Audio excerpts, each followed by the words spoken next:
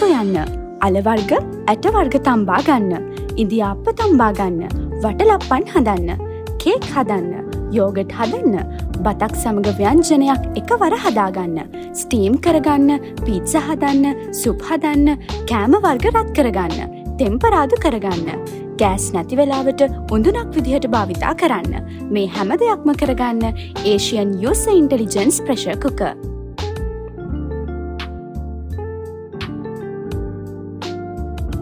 ඔබට පිසගන්න අවශ්‍ය ආහාර ඉන පොට් එකට දාලා කුකර් එකේ පියන මේ විදියට වසා ගන්න.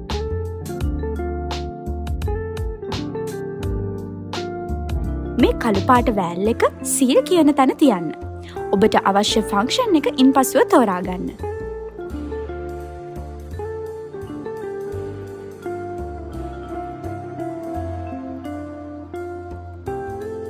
ඒ සඳහා ගතවන වේලාව මේ විදියට පෙන්වනවා. කුකර් එක රත් වුණාට පසුව මේ විදියට වේලාව අඩු වෙන්න පටන් ගන්නවා. ඉන්පසුව මේ විදියට ඩිස්ප්ලේ වුණා කියන්නේ ආහාරය පිසී අවසන් කියන එක. මේ විදියට ප්‍රෙෂර් එක රිලීස් කරලා පියන විවෘත කරගන්න.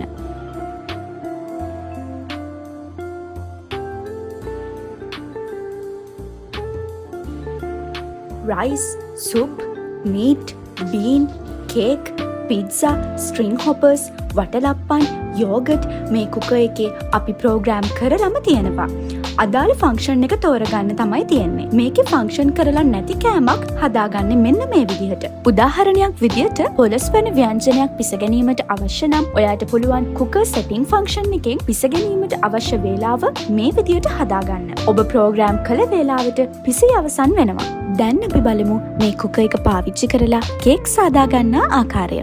කේක් සාදන විට මේ භාජනය පාවිච්චි කරන්න පුළුවන්. ඒ සඳහා තෙල් කඩදාසියක් මේ භාජනයට දමන්න.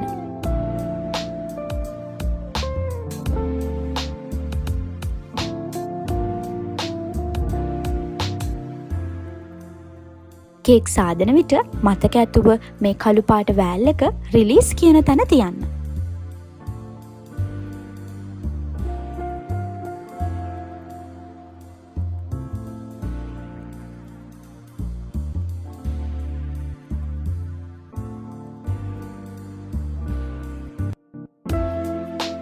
දැන් අපි බලමු මේ කුකර් එක පාවිච්චි කරලා වටලප්පන් සාදා ගන්නා ආකාරය. වටලප්පන් සාදන විට මේ ආකාරයට වතුර ටිකක් දාලා මේ ස්ටීම් ප්ලේට් එක තියලා ඒ මත මේ භාජනය තබන්න. ඒට වටලප්පන් මිශ්‍රණය දමන්න. එවිට වටලප්පන් සාදා ගන්න පුළුවන්.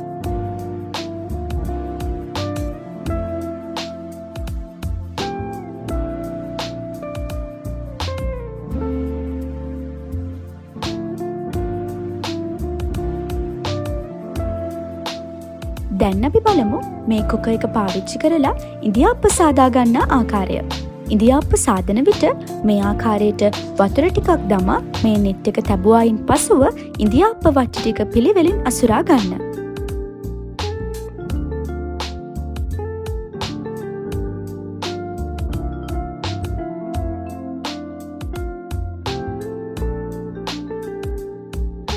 ගෑස් ඉවර වෙලාවට පරිප්පු ටිකක් සාදාගන්න, කරි එකක් සාදාගන්න, තෙම්පරාදුවක් දමාගන්න මේ ක්‍රමය භාවිතා කරන්න පුළුවන්.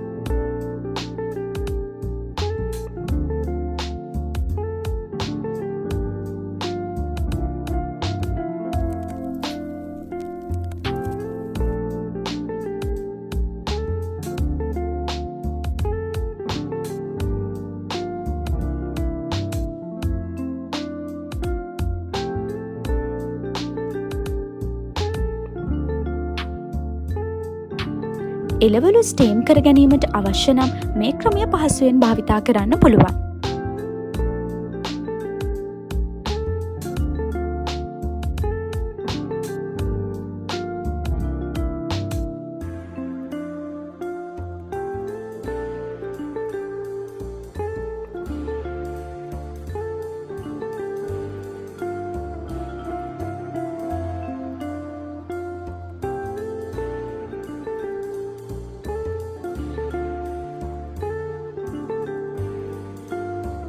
ඒ වගේම අපි බලමු බතක් සමග ව්‍යංජනයක් සාදාගන්නේ කොහොමද කියලා.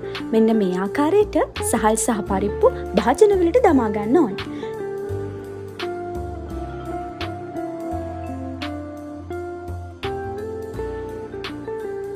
සහල් එක ඇතුලෙන් තියලා මෙන්න මේ ස්ටීම් ප්ලේට් එක උඩින් තියාගන්න.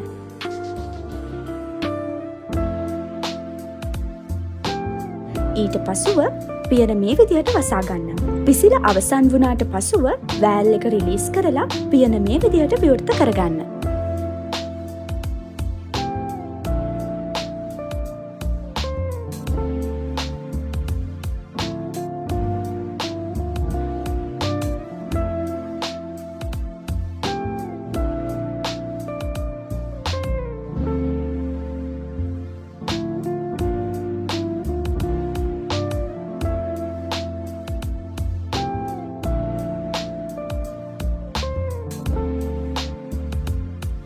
ඔයාලා නෑ නිදාගන්න යද්දි කෑම එක තියලා උදේ නැගිටලා බලද්දි කෑම එක ඉදිලා තිබ්බොත් කොහොමද?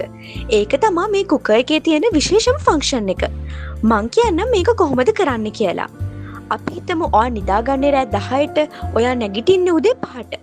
එතකොට පාන්දර 4:30 වෙනකොට තමයි කෑම එක ඉදෙන්න පටන් ගන්න ඕන. රෑ 10 ඉඳලා පාන්දර 4:30 වෙනකල් පැය 6:00මාරයි. මේ විදියට ටයිම් සෙටින් වලින් හදලා නිදාගන්න. එතකොට උදේ 4:30 වෙද්දි කෑම එක ඉදෙන්න පටන් ගන්නවා. ඔයා 5ට නැගිටිනකොට කෑම එක ඉදිලා ඉවරයි.